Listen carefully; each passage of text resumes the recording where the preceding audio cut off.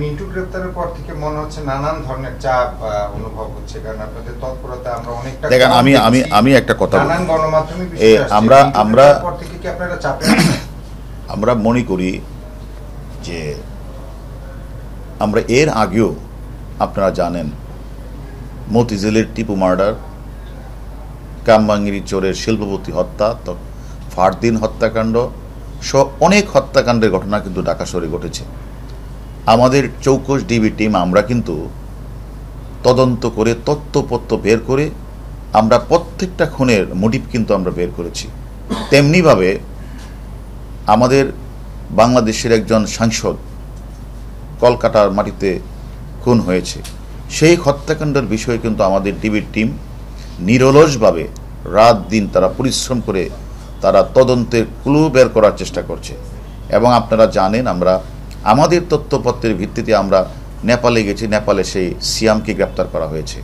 আমাদের টিম আমরা কিন্তু কলকাতা গিয়েও কিন্তু আমরা বিভিন্ন তথ্যপত্র দিয়ে আলামতদ্দরে আমরা সাহায্য সহযোগিতা করেছি। এবং ওই হত্যাকাণ্ডের যে মূল কিলার পূর্ব বাংলার কমিউনিস্ট নেতা শিমুল ভুইয়া সহ আরও অনেককে আমরা গ্রেপ্তার করছি। ইতিমধ্যে আদালতে 4 জন ব্যক্তি 164 করে বিজ্ঞ আদালতে ম্যাজিস্ট্রেটের সামনে তারা জবানবন্দি, স্বীকারোক্তিমূলক জবানবন্দি দিয়েছে।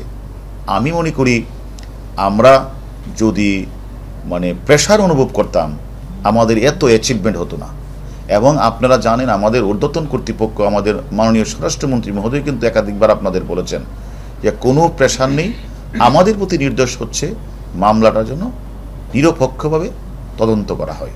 এবং আমি মনে করি আমরা নিরপেক্ষভাবে আমাদের ডিবির চৌকস টিম, তদন্তকারী কর্মকর্তা রাত দিন 24 ঘন্টা পরিশ্রম করছে, আরও যে আসামি আছে তাদের গ্রেপ্তারের চেষ্টা করছে। আমরাও মনে করি কোনো নিরপরাধ ব্যক্তিকে এই মামলায় হয়রানি করা হবে না, অযথা ডাকাডাকি করা হবে না। সুস্পষ্ট তথ্য প্রমাণের ভিত্তিতেই তদন্তকারী কর্মকর্তা যাকে প্রয়োজন মনে করবে তাকে আদালতের অনুমতি নিয়ে জিজ্ঞাসাবাদ করবে।